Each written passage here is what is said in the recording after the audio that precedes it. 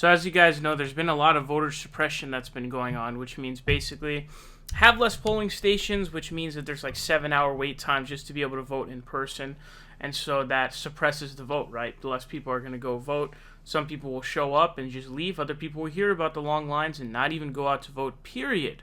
Now, Arizona's coming up on Tuesday, so just a couple of days here. Now, this guy is the Arizona Election Day Director, all right? And he is going to explain this interesting story because there's the COVID stuff going on. The story he's going to give is, we have to lower our voting booth numbers because we need to have enough sanitation supplies. Very interesting stuff. Now, also add some stuff to that later, but I just want you to go check it out. And then at the end, before he can finish, he actually quits. Mr. Chair. Thank you, Mr. Chairman. So I just want to let everyone know that we've been working very diligently the last several months to implement the Board of Supervisors' approved Election Day and Emergency Voting Plan.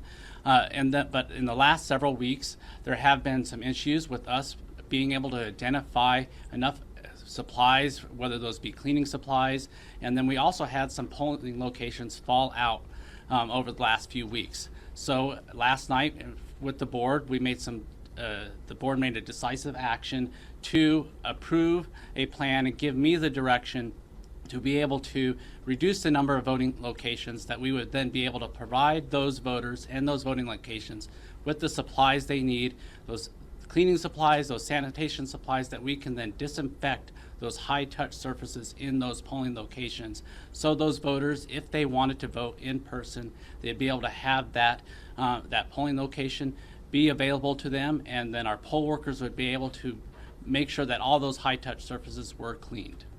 So what this plan does is that we had 229 polling locations available prior to the plan, and then after the board's vote, I went and performed an analysis to make sure that all those voters had 151 vote anywhere vote centers.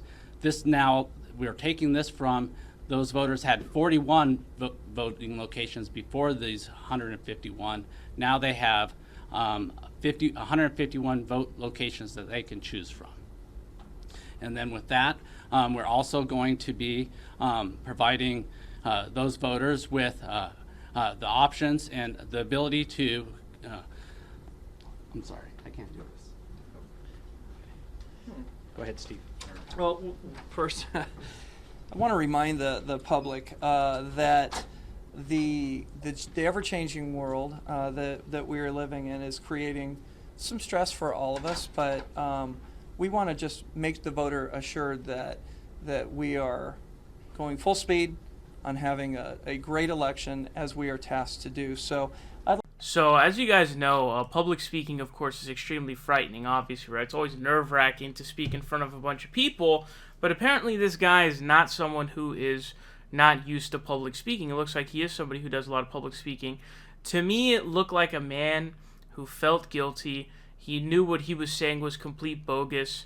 It was sort of racking up on his conscience, and so he was, he was not happy with what he was saying. He didn't feel right about what he was saying. And honestly, if you think about it, less voting stations leads to more contamination probability, more people and less voter stations, obviously not a good idea for a pandemic. And then the idea of we're going to lower the polling station numbers because we don't have enough sanitation supplies? What? Does anybody buy that for even a second? You don't have bleach or you don't have hand sanitizer to give out? Seriously, dude? Come on now. And the key pieces of this this is actually Joe Arpaio's county. So back when Joe Arpaio was a sheriff, he was sheriff of Maricopa County. And this is also the same county that had heavy voter suppression. They went from 200 to I think 60 voter stations back in 2016. So there was a ton of voter suppression that happened back in 2016. Maricopa County in Arizona is one of them. And so they're just redoing the same thing here. They're just trying to make up an excuse with all this, the COVID stuff that's going on. They're just trying to make up an excuse to suppress the vote. We saw this happening in, I believe it was North Dakota. And, you know, it's super cold outside. There's like 7-hour waiting lines. Same thing goes for colleges. All kinds of stuff, all right? Super ridiculously long waiting lines. And so this guy is somebody who is just like, I can't take it anymore. So pretty crazy stuff to watch, honestly. Pretty crazy stuff to see. You get to see the guy having trouble even telling us about this. So who knows what's going on in other places, man.